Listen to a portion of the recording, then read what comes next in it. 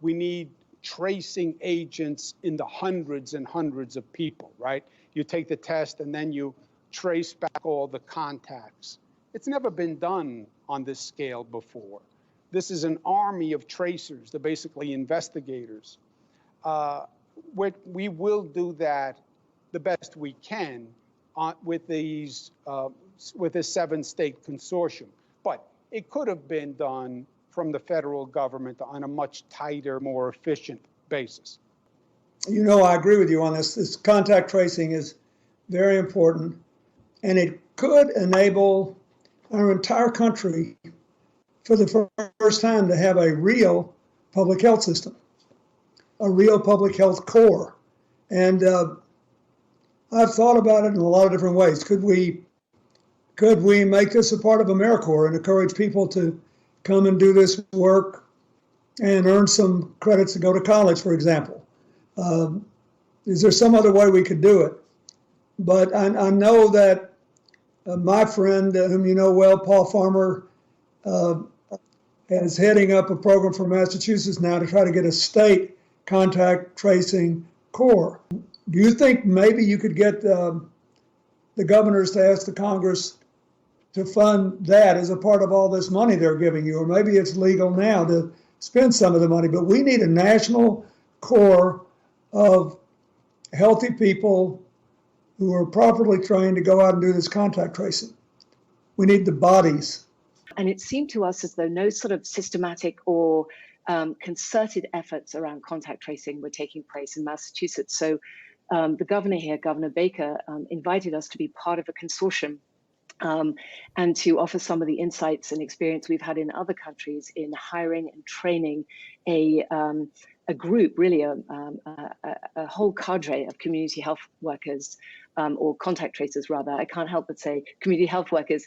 And they would be virtually trained. They are being virtually trained and deployed right now. What we would do with this is that this virtual group of contact tracers would contact anybody who has tested positive to learn about their recent activities, who they may have been in contact with, and ensure that they can take steps to make sure that they can stay healthy and not spread the virus any further. So the partnership essentially is building on infrastructure that already exists in a place like Massachusetts. And it needs to be part of a whole system. So that includes, ramping up testing. It includes providing really dignified isolation and treatment of everyone who's sick. And it's ensuring that people can be quarantined and at times separated in a very supportive way. We had something like 7,000 people, 9,000 people apply within the first couple of days to be contact tracers so that we can actually use people who are out of place, out of work rather, who can be trained, even lay people, to do this work. It felt like a good thing for the economy also. But one of the things that you have to be able to do is to track people who are positive. Where were they? Who were they in contact with? How can you hem up any recurrence of this? Massachusetts has recently announced that they're going to try to build a statewide tracking program, and they've asked Partners in Health to run it for them. And they're one of my partners in the work we've done in Africa, Haiti, and other places. But where are we going to get all these contact tracers? Should we have, like you did with California did with the Conservation Corps of young people, should we have a contact tracer corps, even if we call it something more elegant? Should we really build the first public health network we've ever really built in this country around this issue? I think the answer is absolutely yes. And I love the Massachusetts example. We were able to learn from them. We're all sharing best practices in real time. But this is an interesting point that's often not brought up. We have tracing capacity that predates COVID-19. It goes back to SARS, measles, TB, et cetera. tracking and tracing capacity that exists in the county levels primarily, and increasing capacity at the state level. So what we're doing is we're building off that existing infrastructure and using the tools of technology to overlay. In addition to that, we're using AmeriCorps specifically.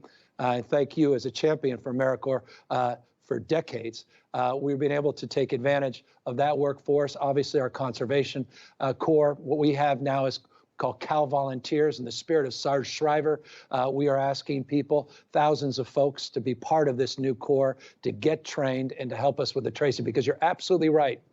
The predicate for getting back to some semblance of normalcy is our ability to identify individuals through testing, to be able to trace their contacts, to isolate individuals that have either been exposed or quarantine people that are tested positive. And that's just going to require an army of folks and the capacity of consideration from individuals to allow for their privacy to be impacted by that kind of acuity of attention based upon where they've been and who they talk to. And the capacity of consideration from individuals to allow for their privacy to be impacted by that kind of acuity of attention based upon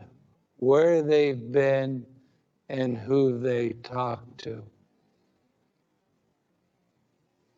And at the moment, in most parts of the world, due to lockdown, most of the transmission that's actually happening in many countries now is happening in the household, at family level. In some senses, transmission has been taken off the streets and pushed back into family units. Now we need to go and look in families to find those people who may be sick and remove them and isolate them in a safe and dignified manner.